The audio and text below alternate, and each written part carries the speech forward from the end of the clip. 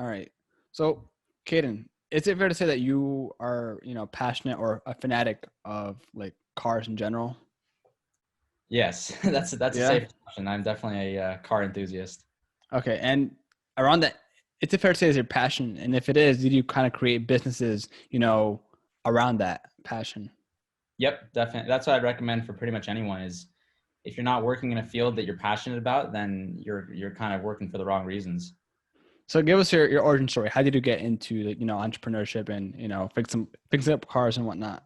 Yeah. So in terms of entrepreneurship, I've always been a computer guy. I got into computers when I was super young, like 8 or 9 years old, and started learning some like programming stuff, and eventually started making websites when I was probably 13 or 14, just kind of for fun.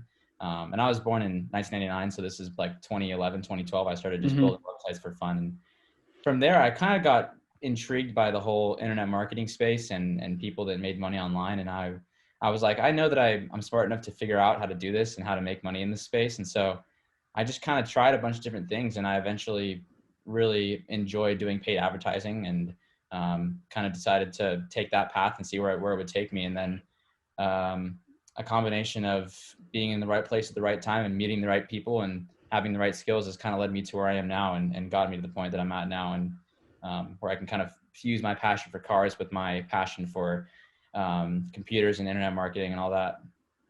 Yeah. Wait, so when you made your website, did you, was it from scratch or did you use WordPress to kind of? Yeah, good questions. When I got started, like right in the very, very beginning, I was probably 12 years old. 12 years old. I started learning just HTML, JavaScript stuff Okay. because it was fascinating to me. And then from there, I obviously discovered WordPress, as most people discover. And I was like, wow, this is way Yeah. easier. So then I think I built a website for my aunt, who is a high school teacher. I built a website for her when I was like 13 or 14 years old on WordPress. And that was like one of the first times I built a site for someone else, and kind of got hands-on experience there. Okay. So you tried multiple businesses and now are you like stuck to two? Because right now you have what? You have Shop Accelerator and LeadStream, right? Right. Yeah. So, I mean, oh my gosh, I've been involved with and created dozens of businesses over the years. I really got into the entrepreneurship game, I want to say my freshman year of college, back in 2017. That's when I really started taking things seriously and really putting a lot of time into my businesses. And since then, I've been involved with and in and out of probably about a dozen different ventures. And the one that stayed consistent throughout that entire period has been LeadStream, and it's kind of evolved and gone from just like some basic social media marketing into an analytics and optimization platform that we use for businesses that spend a lot of money on ads. And then Shop Accelerator is kind of my passion project too, that I run at the same time. That is kind of the fusion, like I said, of Yeah. automotive stuff and internet marketing. So are you starting those two businesses, from scratch? Because, people say if you start one or two businesses at the same time, it's very difficult and you have to wait until one is established until you start the next one. But did you start both of them from scratch? And how is that if you're doing that? Yeah, great question. Well, LeadStream, I started LeadStream back. The original idea for it was back in 2017, and that's kind of, like I said, it's kind of evolved over the years and turned now. Now we're basically just and like I said, an analytics and optimization platform for big enterprise brands that spend a lot of money, like 5-6 figures a month on paid advertising. But Shop Accelerator is definitely my main focus right now. That's where probably 80% of my time is going. Just because it's a relatively new business. We're working on scaling it very aggressively, and it requires a lot of time from me as the COO and operations person. So Mm-hmm. most of my time is going there, and a lot of the LeadStream stuff is kind of taking a back seat, but I still am involved in the day-to-day operations for LeadStream, and I have an operations manager that handles a lot of the client relations there. So Okay. So you have a definitely, team, right? yeah. Okay. I was going to say, if you just entirely by yourself, a solopreneur, Oh and yeah, man, it can be a I would lot. die at 30 years old from stress. Yeah. Wait, so what's the business model for LeadStream? So, I mean, like I said, LeadStream originally was just kind of my stab at like a social media marketing agency, which a lot Yeah. of people talk about. But this is going to definitely stir some people's opinions. But I am not a fan of social media marketing. I got into the business. I got a couple clients. A few of them were automotive related, just because like I said, I've always been a car guy. But I eventually just couldn't see myself getting bigger in that business model, because I'm all about something that makes sense for the client. Like if the client's not making money from me, I would feel bad taking their money for my services. So that's why I kind of transitioned, because I would run Instagram pages, all that for these businesses. But at the end of the day, they were paying whatever retainer, $500, $1,000 a month. And I had nothing to show for it besides followers. I could maybe tell them how many website visits they got, how many people got directions. But at the end of the day, I can't tell them, look, you gave me this money and I turned it into this much money. And that's what I really wanted out of a business where I can prove to clients that I'm taking their money and literally turning it into 4, 5, 6 times that, whatever.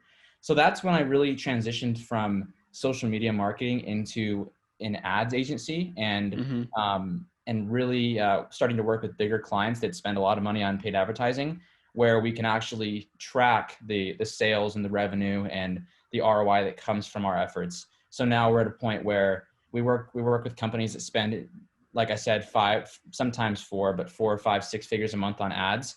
And we can take that and say, look, you gave us this much money, we spent this much money, we turned it into this much money.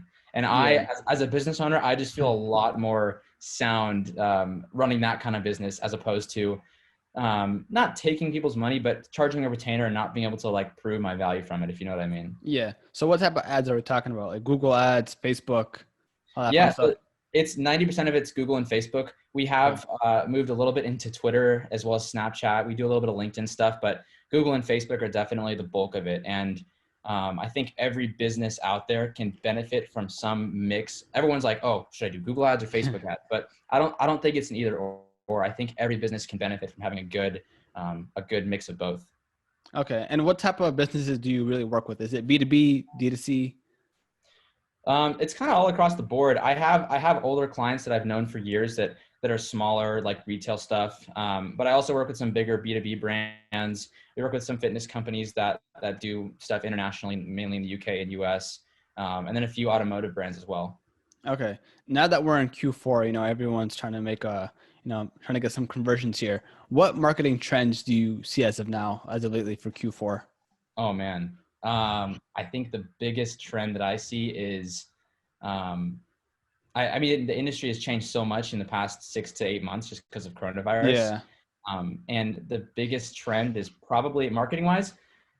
I think businesses are really starting to realize that like their online presence and running ads online is not negotiable. Like if they're not doing that, they're going to die. But maybe before coronavirus, they were like, oh, maybe all the old guys that run businesses are like, oh, I don't need online advertising. I got my word of mouth, my referrals. But as soon as coronavirus hit, they're like, oh shit, like I got to get in gear. I got to really start moving to online stuff. So it's really been a blessing in disguise for marketing agencies like mine and like myself and other entrepreneurs, because we're able to say, look, we can help you survive this and stay afloat. So that's definitely the biggest trend I've seen is just in general, a lot more people flocking to these ad networks and flocking to find agencies that can actually help them survive during this time. Yeah, and it makes sense. And through all these businesses, either e-commerce or retail, and in retail, no one can really come in the store. Have ads gone up? Is the competition has it made it a lot harder for businesses to make conversions because so many businesses are not in the marketplace of advertisement? You're spot on. Yeah, usually the metric that we use to measure competition on paid advertising platforms is the CPM, or basically the cost to get 1,000 impressions. Okay. And we've seen that cost skyrocket during coronavirus, and especially, just last week with the election and the week before, like weeks leading up to the election, we saw our CPMs on some of our bigger accounts like literally triple in the matter of a couple of weeks. So, and I mean, it makes sense because there's hundreds of millions of dollars just being poured into these platforms right now, both because of coronavirus, because of the election, also with Black Friday coming up, a lot of people are advertising. So right now is, I think pretty much, or maybe 2 weeks ago, is pretty much the most competitive time I've ever seen on Facebook and Google ads. Yeah. So you say, and it makes perfect sense when you say is that it's cool to show the business owners their return on investment, and you can show that through the data, Facebook pixel and whatnot, right? Yep. But through these ads, like something that I'm a huge fan of is branding, right? And of course, branding, there's no real return on investment. You can't really measure that, I think, right? You could measure conversions directly, right? But in terms of branding, maybe posting a valuable piece of content and then promoting that, you can't really see how much sales you're going to get from that directly. But point is, with the brands that you've worked with, the businesses that you worked with, do you sometimes run campaigns where you just focus on branding, getting more engagement instead of just conversions? Yeah, definitely. That's a great question. So I always am thinking of a funnel when I work with a client. So I don't just focus on conversions. I'm always thinking of how the funnel works. Obviously, the typical marketing funnel has 3 stages. You have your awareness stage, your consideration stage, and your conversion stage. And the name of the game with paid advertising is just being able to take people from awareness, where they don't even know who you are, all the way down to conversion, where they're buying stuff from you. So the way that I typically do things with new clients, this is like a pro tip for someone who might be getting into Facebook and Google ads. I always start with the low-hanging fruit. So 90% of businesses out there that you'll see online, they're not doing retargeting. That's the lowest of low-hanging fruit for a conversion level of the funnel. So that's usually what I start with is warm audiences, people who already know about you. Retargeting is obviously the best one. Then from there, I'll actually move up the funnel. So once we have our retargeting dialed in and profitable for a client, we'll move into the consideration stage. So we'll target colder audiences that know about the business but haven't like engaged with it or been to your website yet. And then once we have that dialed in, we can see a nice movement of people from this stage to this stage. Then we'll do the branding stage. So we'll go after completely cold audiences on Google and Facebook that have never heard of you before, but we think will probably like your brand based on what we've seen before. And each of these stages has different sets of metrics that we look for too. So obviously the bottom funnel, like the conversion stage, we're just looking for purchases. But for like a middle or top funnel, we're really looking at the engagement metrics. So how much people like your content, what percentage of videos are your videos that they're watching, that kind of stuff. So to answer your question, yeah, we definitely run a lot of branding ads, but it's a part of a bigger funnel structure. And Okay. you only get to that step once we've really dialed in the bottom funnel. I like to work from bottom to top. Okay. And in terms of the ad creative, what is really the most important thing? Is it static images or is it videos or a Oh, mixture of both? videos all day. I'm a Yeah. huge fan of video ads. One, because they're more engaging, they're more eye catching. I think video is going to be a necessity in the near future for a lot of businesses online. And two, because on Facebook, you can retarget off of videos. So the way that our typical funnel works is we have our awareness ads, whatever. And when someone watches more than 50% of one of those videos, we know there's a pretty good chance they're interested in our brand. So then we'll retarget them with the consideration stage. Same thing. If they watch more than 50%, we'll retarget them with the conversion stage and try to move them down the funnel that way. So that's the main reason why I really like video ads, is because you can retarget based on how much someone watches, and that it gives you a sense of how interested they are in your business. Now, is it fair to say, I had an e-commerce shop and it went horribly wrong because I quit right away. I'm not going to lie. And I ran a Facebook ad. It didn't work out. And I'm not going to say that Facebook ads don't work. I'm just saying that it didn't work for me because I didn't know anything. But Right. is it fair to say that when you run a Facebook ad campaign and you spend your first marketing dollars, even if you get no conversions, it's okay because, it's really about getting that data first and then using your marketing dollars again to retarget the people who are, I guess, warm leads, right? Absolutely. Yeah. I mean, there's instances where we spend hundreds of thousands of dollars for clients without getting a single sale just because we want to get them data. And this is usually for bigger instances where they're a big client and they want to test and see like what kinds of creative might work well in the future. So by spending that money in the beginning, this applies to big scale and small scale. Mm-hmm. By spending that money smart in the beginning and really closely monitoring your metrics, you can save yourself thousands of dollars down the line, because once you do start getting some sales and you start scaling, you know exactly what works and what doesn't work. And you can save yourself a lot of money on creatives that's not going to work down the line. So a lot of the you basically just described like the testing phase. And Okay. I think a lot of people get discouraged, like you said, after spending a couple dollars or whatever and not getting any sales. But it's really a matter of just looking at your metrics and basically engaging how well people engage with your stuff, because they got to engage with it first before they buy, obviously. So if you're not getting any engagement, then you know that there's something wrong with your ad. But if you're getting Yeah. engagement clicks, but just no sales, then you know it's probably something on your website. Mm-hmm. Now, say you do have, some marketing dollars and you're a small business, small e-commerce store, and, you have to pay to play nowadays. But if you have to rely on organic reach, or what other alternatives are there besides just spending marketing dollars on Google ads and Facebook ads? Yeah. So organic is obviously the other way to go. And for a local business and for smaller businesses, there's actually a really cool strategy that my good friend and mentor Dennis Yu, he's kind of come up with this approach, and he's been in the industry for 20 plus years. He built the analytics and search engine analytics at Yahoo back in the day, and he's just a total genius. But his approach, he calls it the 3x3. So basically, you create 9 1-minute videos. So you have 3 here, 3 here, 3 here, and that corresponds with the awareness, consideration, and conversion for a small business. And basically, the way he says it is, if you're a small business owner, just take literally selfie videos with your iPhone, describing what you do, why you're about it, and talking about your business, and then literally just boost the post. That strategy alone has worked super well for a lot of local businesses.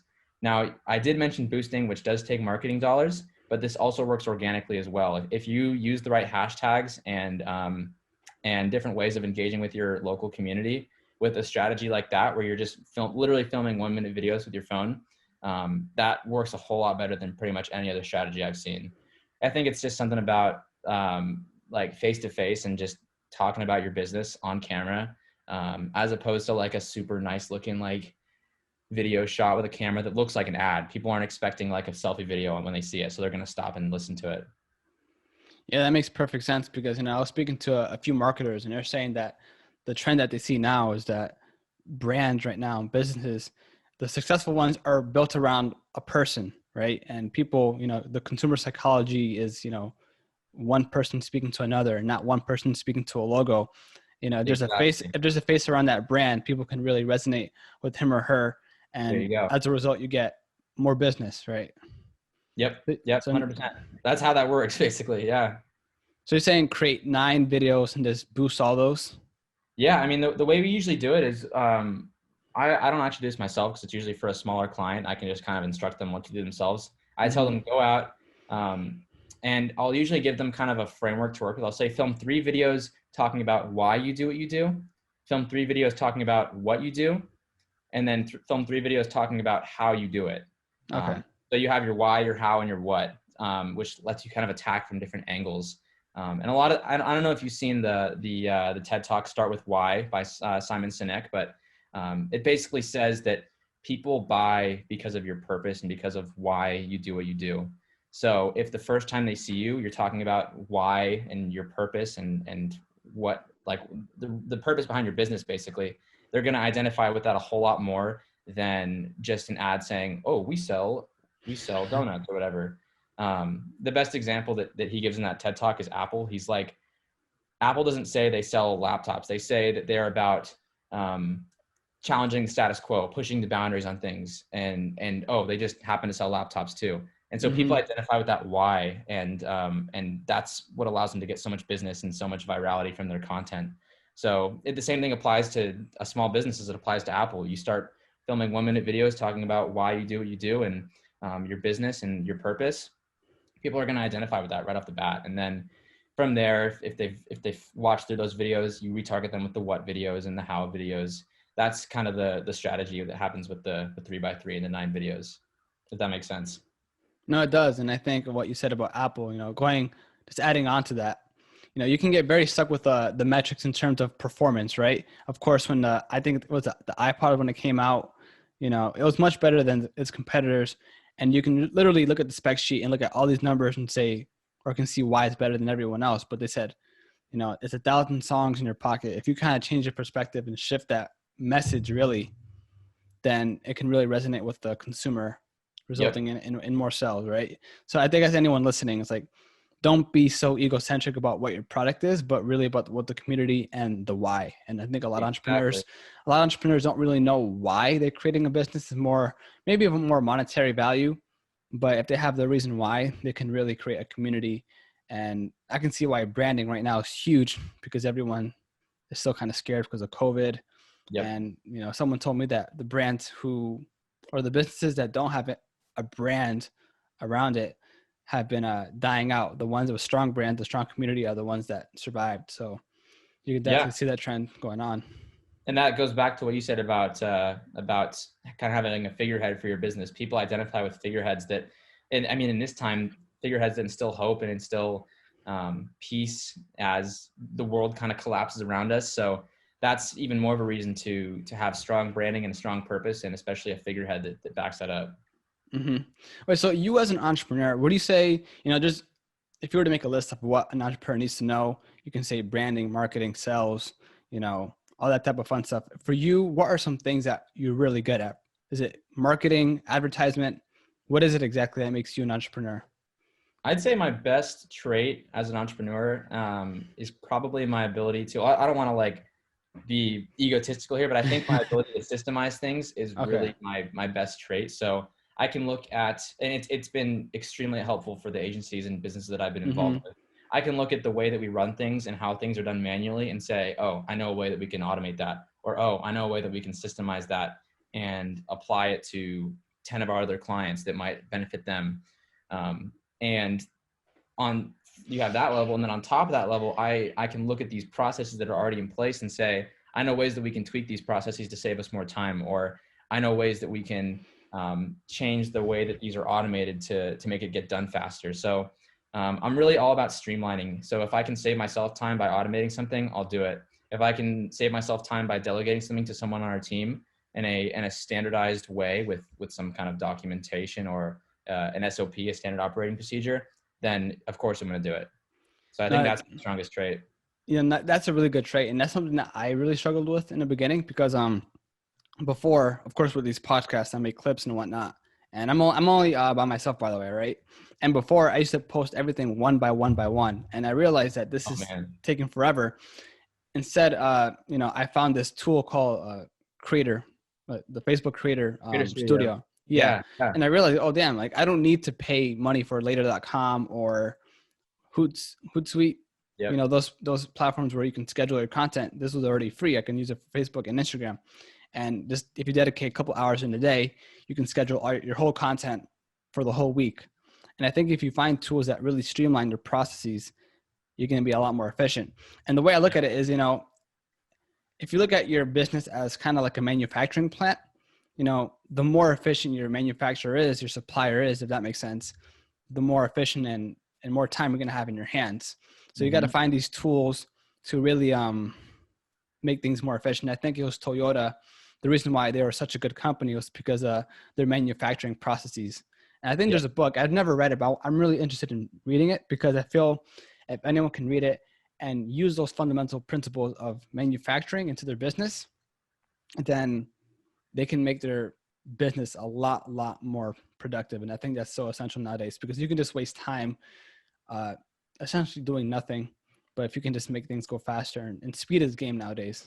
Oh yeah, definitely. And it's funny you mentioned Toyota because my background, actually, I studied industrial engineering in college. So Oh, wow. that's all about uh, optimizing processes and saving time in manufacturing plants. And we actually Yeah. studied Toyota quite a bit because I think the book that the thing that you're thinking about is called Six Sigma, which is basically Yeah. a framework for optimizing processes in like a You read machine it? line or assembly line. I haven't read it, no, but Okay. I studied it for 3 years at school. So that's definitely where I get my systemization and that kind of stuff from. No, that's the one book that I do want to read. And yeah, just creating systems in play, automating stuff is just the name of the game now. So you said 90% of your time is allocated to the Shop Accelerator, right? And not just LeadStream, right? Yep. So what does your day kind of look like? So it depends on the day of the week.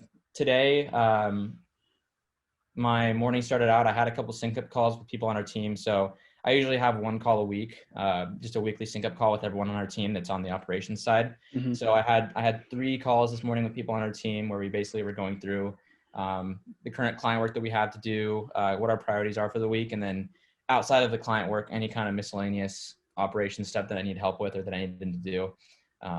Then from there, I had a sync up call with my business partner, actually, just to get on the same page about kind of what we had to do for the day and figuring out what work there was to do.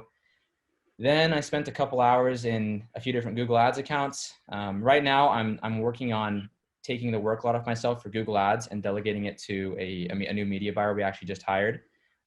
So I have been filming a ton of content. I use Loom for all that. I've been filming a lot of content that's about optimizing Google Ads accounts and improving our ROI there. So spent a couple hours in a few different accounts.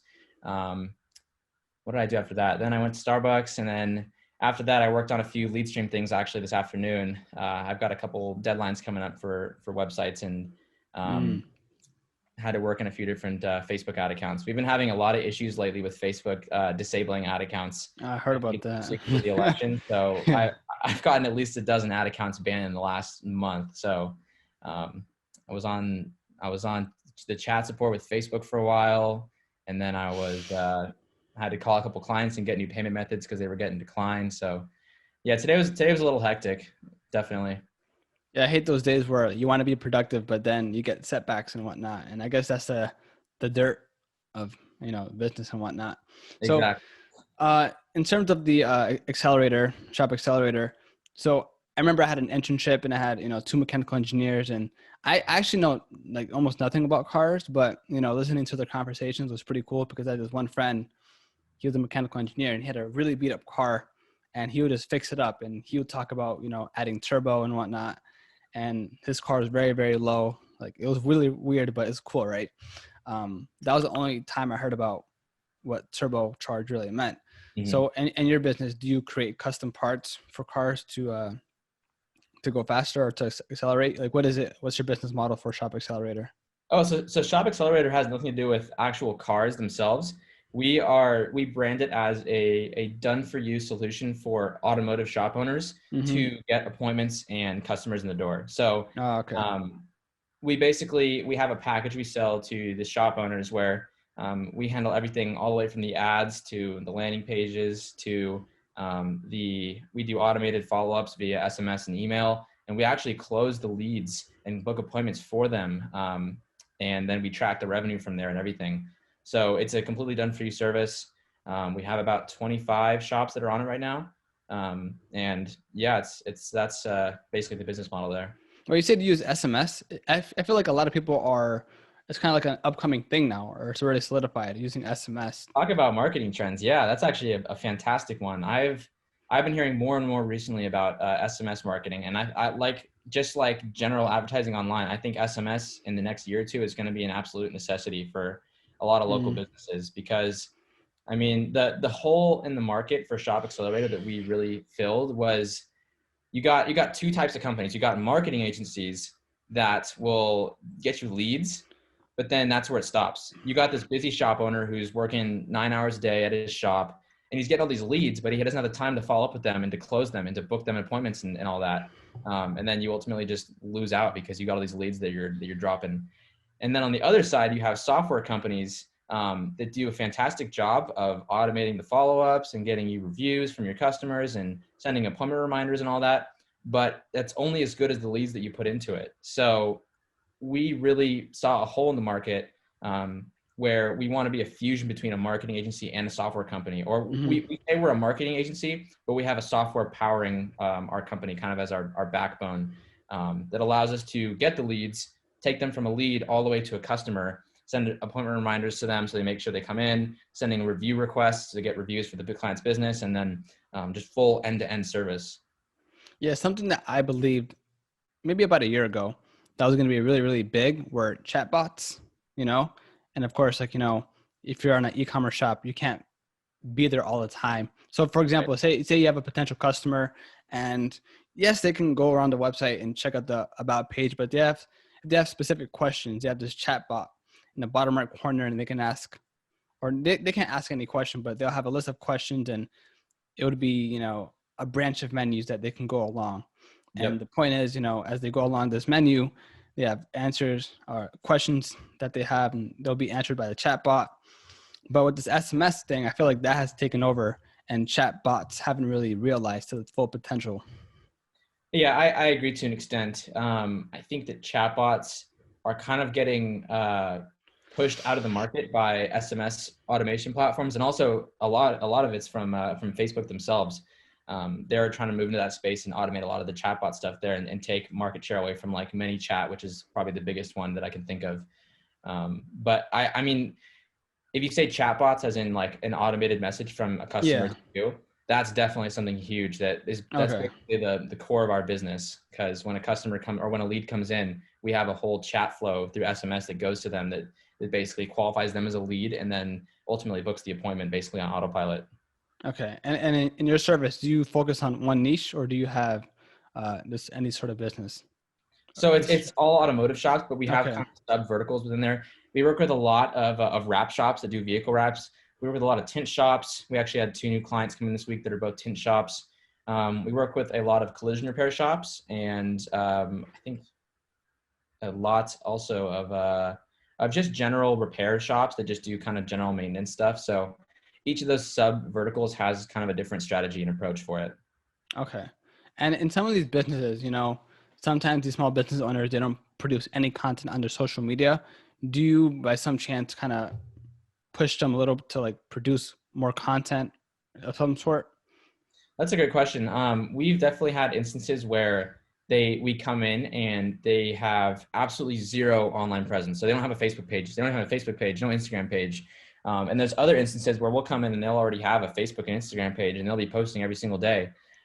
We try to kind of differentiate our efforts from whatever they might be already doing. So we can track, we kind of stay in our own lane. So we can say, look, Okay. these ads made you this much money. That way it doesn't get mixed up with whatever else they might be doing. So we don't really create content for them. We have a few graphic designers on staff that create the ads that we run. But other than that, we don't really create a whole lot of content for them. It's mostly just stock photos and stuff. Okay.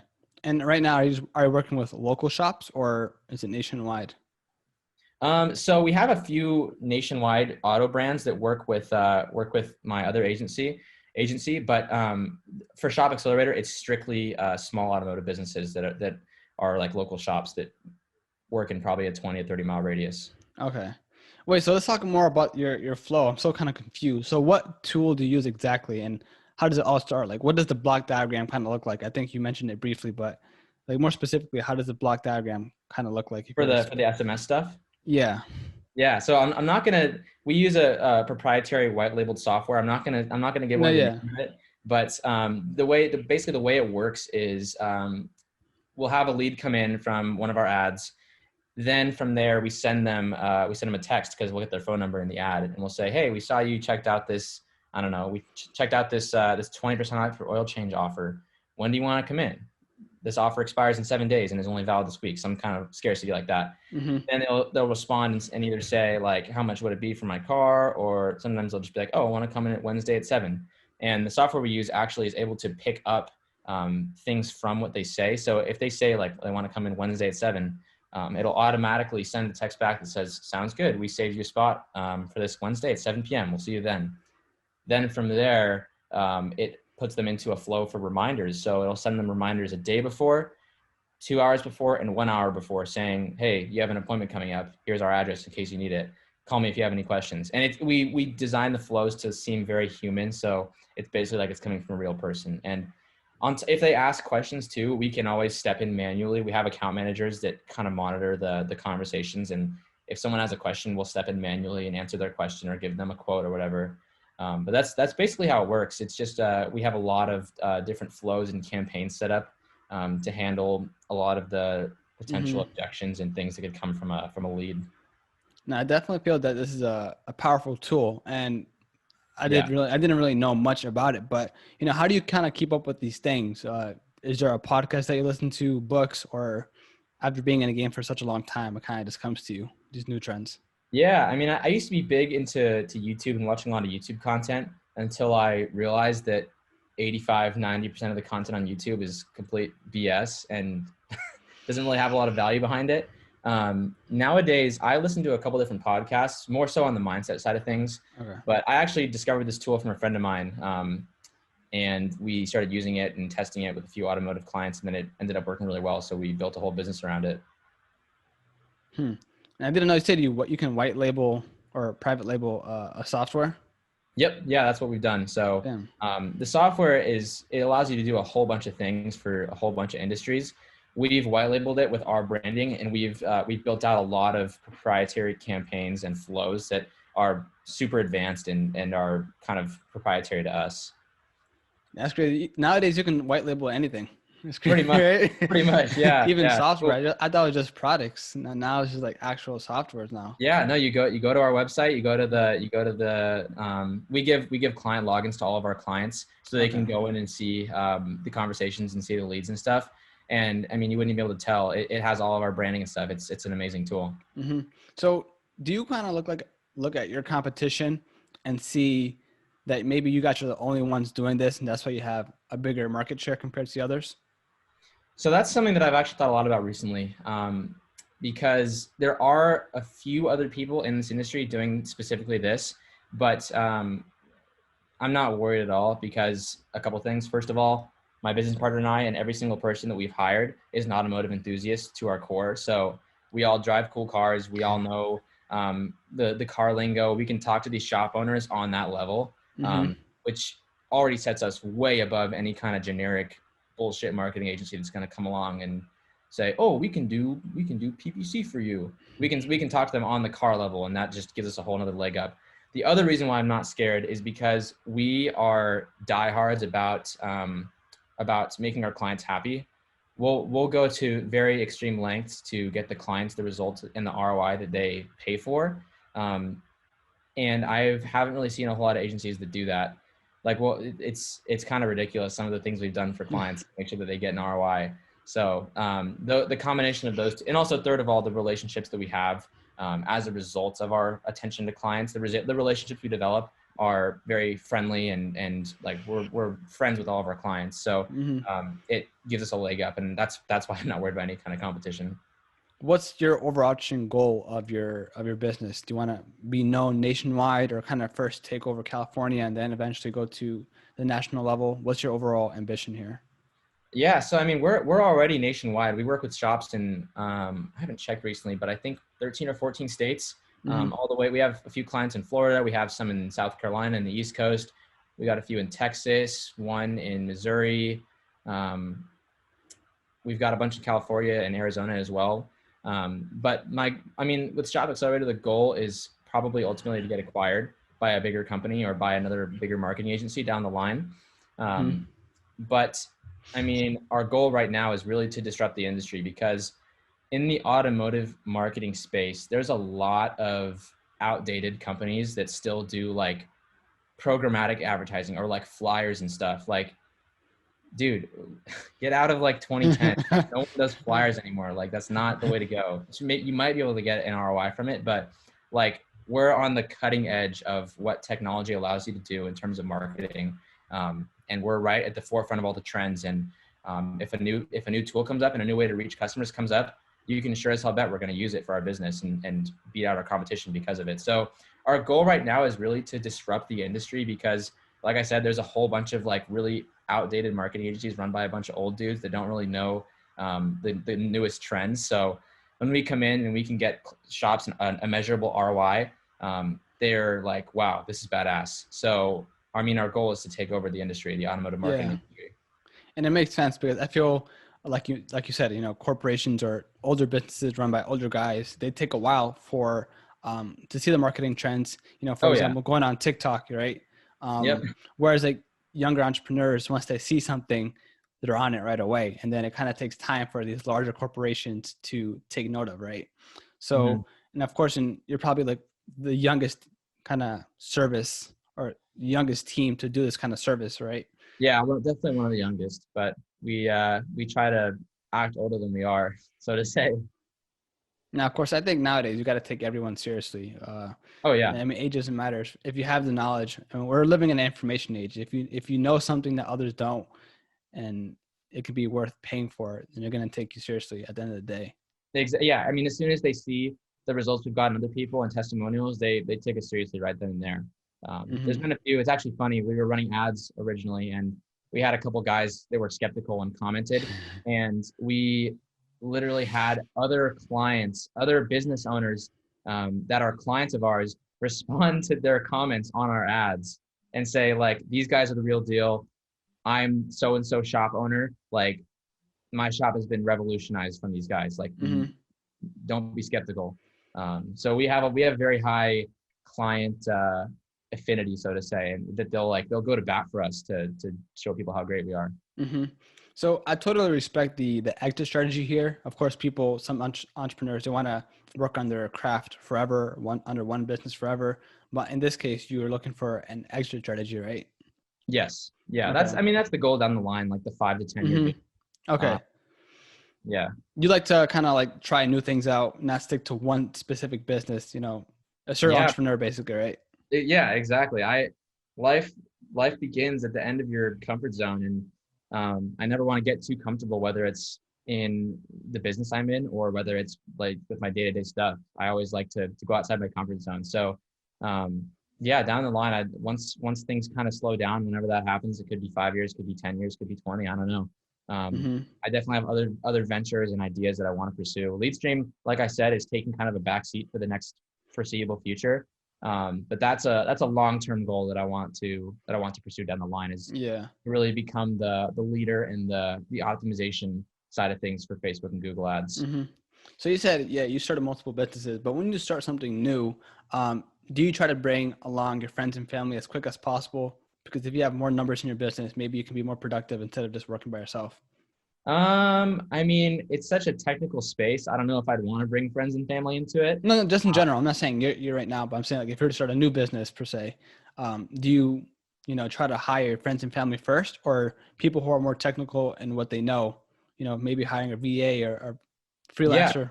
VAs, I mean, we have full-time employees now, but they started out as VAs basically. Okay.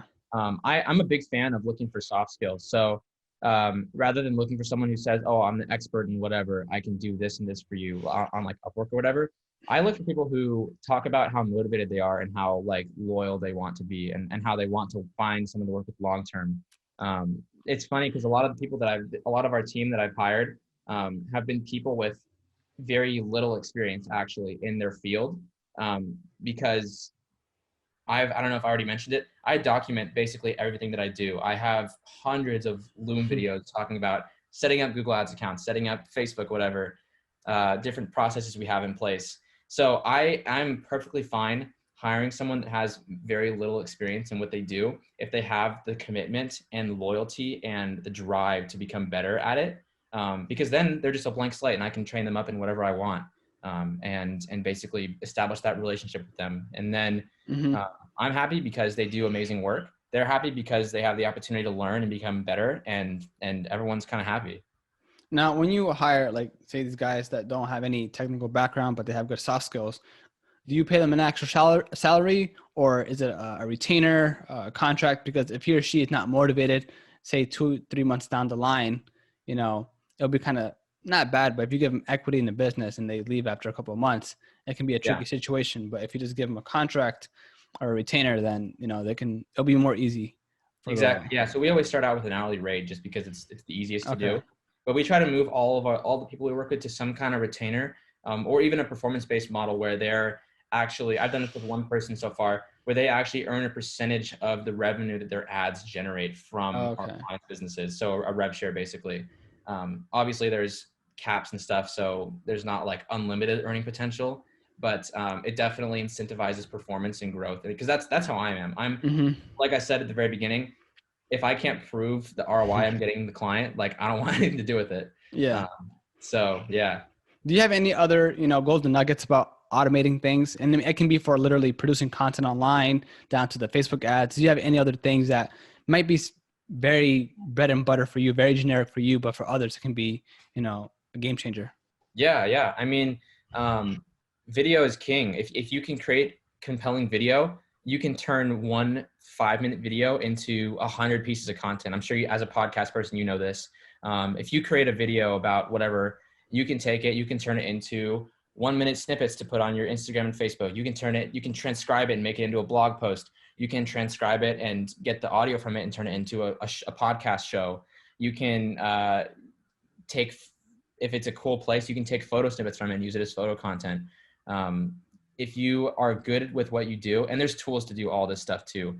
I'm trying to think of the one that we use a tool called frame.io, which is for a lot of, it's for video editing basically, and kind of collaborating with clients on video content. But that allows us to take a 45-minute podcast from a client or something and turn it into 20 different pieces of social media content with captions and a header and footer and kind of what you do on your Instagram. So in terms of generally automating things though, I mean, we use Zapier a lot. That's a fantastic tool for automating things. I think pretty much every business could make use of that in one way or another. And I also have kind of a framework that I follow when it comes to automating things as well. And this comes from my good friend and mentor, Dennis Yu, as well. It's called CCS, or Content Checklist Software. Basically what that means is when you want to automate something, start with the content. So like I said earlier, I film almost everything I do. So I have Loom videos and content for pretty much every process in our business. And then from there, once I have a few videos like that, I turn it into a checklist. So I look at the videos and analyze the key steps and kind of the similarities between them. And I turn that into a checklist. Then from there, I move into the software stage, which is where I try to automate it and use software to speed things up and streamline things. So that content checklist software framework is kind of what I follow for optimizing and automating things in my business. Okay. I have to ask because I don't know what Loom video is, but what is it?